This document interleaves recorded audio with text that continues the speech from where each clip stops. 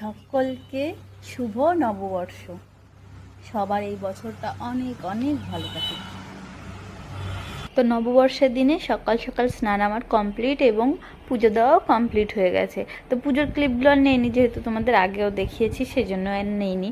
তারপর আমি চলে এসেছি মাম্মামের ব্রেকফাস্ট বানাতে। তো মাম্মামকে কি ব্রেকফাস্ট আমি দিই তার মধ্যে একটা তোমাদেরকে আজকে দেখাবো, খুবই হেলদি এবং চটজলদি ব্রেকফাস্ট। তো দেখো কি করে বানাচ্ছি। এখানে আমি 4-5টার মতো আমন্ড বাদাম নিয়েছি, কাজুও দিই, আজ কাজুটা দিচ্ছি না। তারপরে হচ্ছে সেটাকে ঘষে নেব ভালো করে। এখন তো মামাম বড় হয়েছে, একটু দাঁতে বাঁধলেও কোনো ব্যাপার না, ও চিবিয়ে খেতে পারে। তারপরে একটা কলা, মামাম কলা এত ভালো খায়, তো কলাটা আমি দিয়েই থাকি। একটা কলা ঘষে ঘষে দিয়ে দেবো এইভাবে।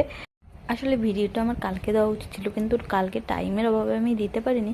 আর সবার নববর্ষ কেমন কাটলো আমাকে কমেন্টে বলো। কিন্তু আমি তো কোথাও ঘুরতে টুরতে বের হইনি, কারণ আমাদের রেস্টুরেন্টে আমার হাজব্যান্ড এখন একাই, তো তার পাশে থাকতে হয়, তাকে হেল্প করতে হয়, সেজন্যই যাইনি।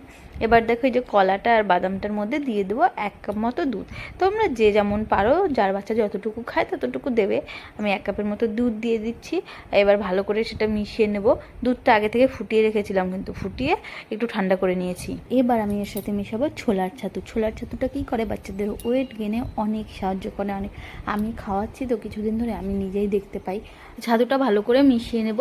আর যেহেতু পয়লা বৈশাখ, নতুন বছর, তো একটা নতুন শাড়ি পরেছি, কেমন লাগছে হলুদ শাড়িটা পরে কমেন্টে বলো কিন্তু।